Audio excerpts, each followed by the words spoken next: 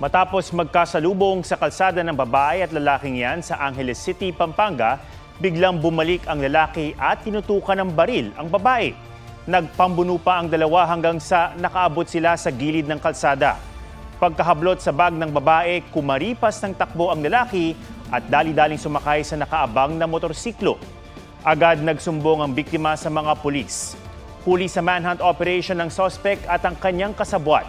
Na-recover ang bag ng biktima na may lamang cash, cellphone at IDs. Ayon sa pulisya, ilang beses nang nakulong ang suspect dahil sa kaparehong kaso. Natunton sa Quezon City ang 5 taong gulang na batang babae na dinukot sa Pampanga. Todo tanggi ang suspect na may masama siyang balak sa bata. May report si Oscar Oida.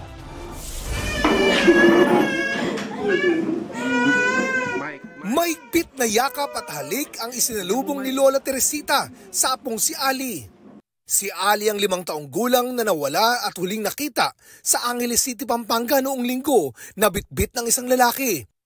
Matapos ang 4 na araw, natuntun siya sa Barangay San Bartolome sa Novaliches, Quezon City kaninang umaga. Namukaan siya ng ilang taga roon. Nakita rin si Ali sa CCTV kasama ang lalaking kumuha sa kanya.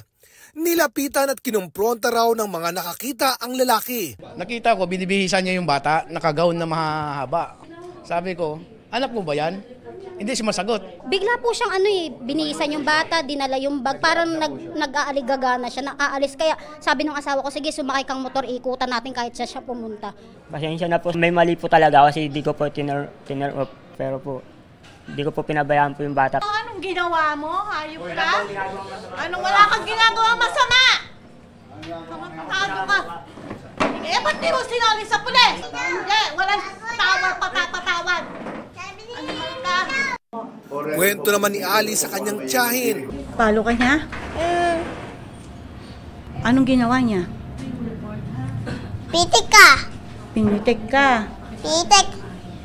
Pipitik ka niya. Mabait ba siya? Salbahe? Salbahe. Itinanggi ng lalaking may ginawa siyang masama kay Ali. Ibinili pa nga raw niya ito ng mga damit. Yung sasabi po, nagbebenta ng bata, wala po sa linya ko po yun. Kasi kung iwanan ko po siya roon, baka mahulog siya o siya makadampot sa kanya. Ginamit niya talaga yung bata para mamalimos, magkapera siya. May proseso tayo pagdating sa pagkukupup ng bata. Pag nakapulot, sa barangay, sa nangyari sa kanya, pwede siyang makasuhan ng kidnapping. Nagpasalamat ang pamilya ni Ali sa lahat ng tumulong para maibalik sa kanila ang bata. Thank you po sa inyong lahat. Oscar Oida, nagbabalita para sa GMA Integrated News. Pinasingaw ng isang rider ang gulong ng nakaalitan niyang motorista sa Quezon City. Nagtatalo ang rider at ang isa pang driver sa East Avenue nang may biglang kinuha ang rider at isinaksak ito sa gulong ng sasakyan. Umalis ang rider habang mabilis na umimpis ang gulong ng sasakyan. Walang nagawa ang motorista ang binutasan ng gulong kundi itabi na lang ang sasakyan. Panawagan ng pulisya sa biktimang driver magsampa ng reklamo. Pinaghanap naman ng mga pulis ang naplakahang rider. Inisyon din siya ng show cause order ng LTO para magpaliwanag at humarap sa kanilang tanggapan. Kinumpirma ng Philippine Coast Guard na mahigit 30 Chinese nationals ang naging miyembro ng kanilang auxiliary sa loob ng ilang taon. Pangamba tuloy ng ilang mambabatas, hindi kaya sila mga espiya talaga ng China.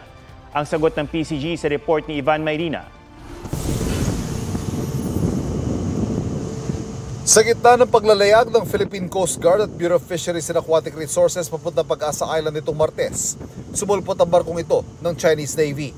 Binuntutan ang mga barko ng Pilipinas. Niradyohan ng PCG ang China Navy ship pero hindi ito sumagot. Makalipas ang halos 1 oras, nag-iba ito ng direksyon. Napapadalas at kung minsan nagiging marahas ang pagharap sa karagatan ng PCG at mga barko ng China. Kaya naman laking gulat ng mga kongresista nang malamang 36 na Chinese nationals ang naging miyembro ng PCG Auxiliary sa loob ng ilang taon. These Chinese who have been a member of the Auxiliary of the Coast Guard have been performing perhaps spying duties dito sa atin. Sabi ni PCG Commandant Ronnie Gavan, tinanggal na ang mga Chinese national itong Disyembre dahil sa kakulangan ng security clearance. Bakit naging membro na auxiliary yan? Somebody have allowed them to become members of the auxiliary. The requirement for national security clearance started in my term. Oktubre nito nakaraang taon, nang italagang PCG Commandant si Gavan. Paglilinaw ng PCG, walang basehan para ituring na espiya ang mga tinanggal na Coast Guard Auxiliary at bagamat Chinese nationals. Ang ilan sa kanila, may mga asawang Pilipino o matagal na nagnenegosyo sa bansa. Sila ay tutulong sa aspect lang po ng humanitarian assistance, donation. Wala silang participation sa mga activities ng Philippine Coast Guard, lalo na po sa mga sensitibong pagkilos. Sa kabila nito, gustong imbestigahan ng Kamara kung sino nag-recruit sa Chinese nationals. Ivan Mayrina nagbabalita para sa GMA Integrated News. Posibleng i-demolish ang mga istrukturang itinayo sa Chocolate Hills sa Bohol. Sabi ni DNR Secretary Maria Antonia Yulo Loizaga, isang batayan ng demolition ng kawalan ng Environmental Compliance Certificate o ECC ng Captain's Peak Resort. Gusto naman ng DILG Secretary Benhur Abalos na itigil muna ang pagpapatayo ng mga bagong istruktura habang sinisilip kung sumunod sa batas sa mga resort at pasilidad sa lahat ng protected areas. May inisyal na listahan na rin daw ang DILG ng mga posibleng sampahan ng kaso dahil naitayo ang Captain's Peak kahit kulang ng dokumento. Good news po para sa mga senior citizen at persons with disability. Tataas ang inyong discount sa ilang mga pangunahing bilihin. 5% pa rin ang inyong special discount pero mula 1,300 pesos, tataas na sa 2,500 pesos ang pwedeng mabigyan ng discount simula sa susunod na linggo. Kaya mula sa kasalukuyang 65 pesos, magiging hanggang 125 pesos na ang inyong special discount kada linggo. May 5% ding discount sa LPG kada 5 buwan. Magagamit din ang discount sa pamimili online. Para di maabuso ang discount, dapat hindi bababa sa 4 na iba't ibang uri ng item ang kailangang bilhin. Kailangan din magpakita ng dokumentong patunay na isa kang senior citizen o PWD.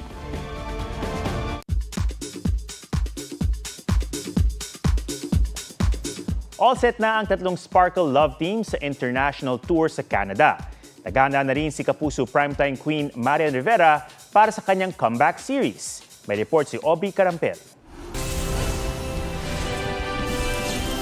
Gaganap na alien si Kapuso Primetime Queen Marian Rivera sa extraordinary comeback project na My Guardian Alien. Mas mahirap pala na walang lines kesa sa nagsasalita kasi ang hirap talaga, hindi ka makareact na may nangyayari. Puring-puri naman siya ng mga katrabaho, lalo na ng kanyang leading man na si Gabby Concepcion. Mapapanood na yan sa GMA Prime simula April 1. Puspusa ng paghahanda ng 6 na Sparkle Stars para sa Sparkle International Tour sa Canada.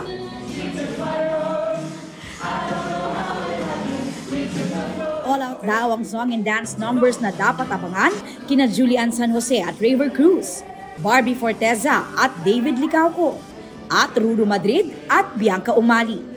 Grateful din daw si Rudo sa pagiging finalist ng pinagbibidahan niyang Black Rider sa New York Festivals. Hindi ko po in-expect na abot po hanggang New York ang Black Rider. So, I'm just very proud na maging parte po nitong programa na ito. Aubrey Carampel, nagbabalita para sa GMA Integrated News. Pinana sa ulo ang isang pusa sa Davao City. Dinala ito ng isang concerned citizen sa veterinaryo para maoperahan. Nahirapan ang mga doktor sa pag-alis ng pana dahil tinamaan ng utak ng pusa. Ligtas na ngayon ng pusa, hindi pa nakikilala kung sino ang pumana rito. Sa Naga City naman, natagpuan sa isang eskinita ang isang patay na pusa. Labis ang hinagpis ng fur parent ni Melon na naniniwalang may humampas sa kanyang alaga kaya namatay. Ayon sa ibang residente, hindi ito ang unang beses na may namatay na alagang pusa sa lugar. Inaalam pa ng barangay kung sino ang nasa likod ng mga insidente ng animal cruelty.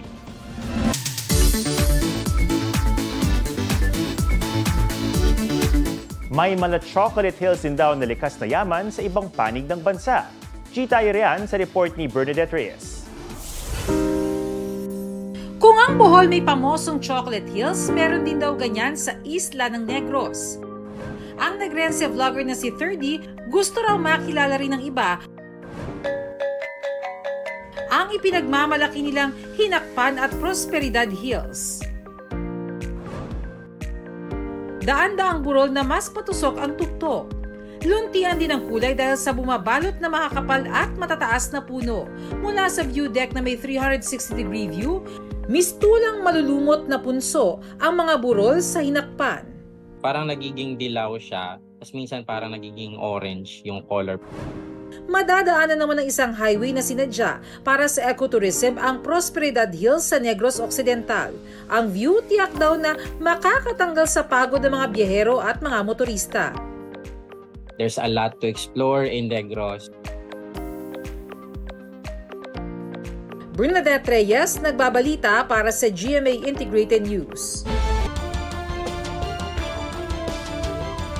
Huli kamang pagtangay sa laptop na inilapag lang saglit sa isang lugawan sa Rosales, Pangasinan. Sa CCTV, makikitang nakatayo sa harap ng lugawan ang babae at nagpanggap na bumili ng tubig.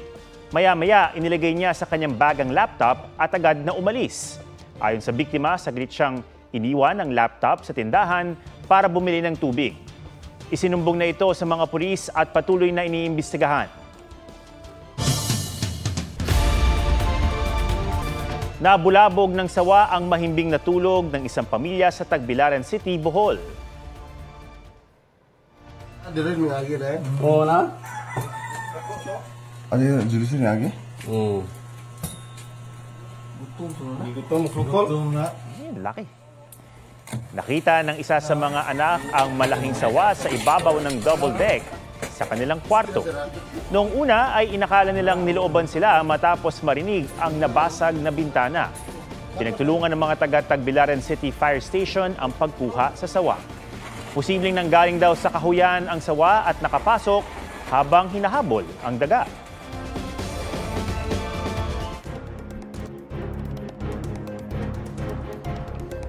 Kapapasok lang po na balita na aresto na si dating Congressman Arnolfo Teves Jr. sa Dili, Timor-Leste ayon sa DOJ. Si Teves ang itinuturong mastermind sa pagpatay kay Negros Oriental Governor Roel Digamo at siyam na iba pa sa Pamplona, Negros Oriental. Nito lang Pebrero naglabas ng red notice ang Interpol laban kay Teves na may arrest warrant para sa mga kasong murder, attempted murder at frustrated murder. Naharap din siya sa kasong paglabag sa Comprehensive Firearms and Ammunition Regulation Act.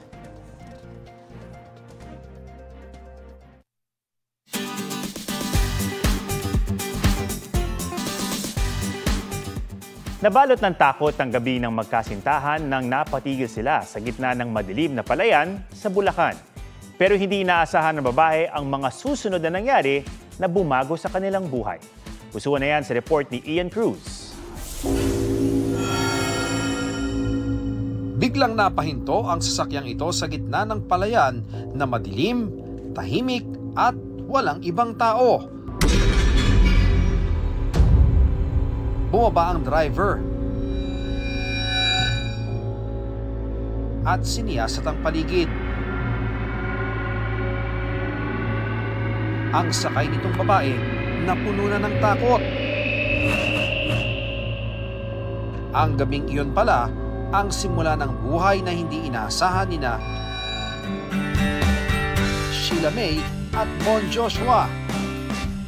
Gusto kabado ako kasi mag-aalas 12 na yun eh. Tapos sa gitna kami ng palayan. Kung halimbawa man, paano kami manghihingi ng tulong, ganon? Paano kami magpaparescue?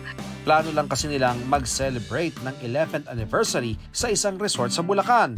At ang proposal na ito ni Mon, nung pauwi na, kumain mo namin, then doon ko na isip yung daanan sa resort, one way lang. Set up ko na lang yung dashcam, then magpapanggap na lang ako na nasisiraan. Bakit? At si Sheila naman, maliban sa hindi alam ang mararamdaman. Ala, totoo ba to? Doon pa ako sa kabado moment eh. Pero nung medyo nahimasmasan na ako, doon ako na parang, holo, gano'n. Kinilig na ako. Ian Cruz nagbabalita para sa GMA Integrated News. Yan po ang State of the Nation para sa mas malaking misyon, para sa mas malawak na paglilingkod sa bayan. Sa ngalan ni Maki Pulido, ako si Ato Maraulio mula sa GMA Integrated News, ang News Authority ng Pilipino. Mga kapuso, alamin ang State of the Nation. Mag-subscribe sa GMA Integrated News sa YouTube. Sa ating mga kapuso abroad, samahan nyo kami sa GMA Pinoy TV at sa www.gmanews.tv.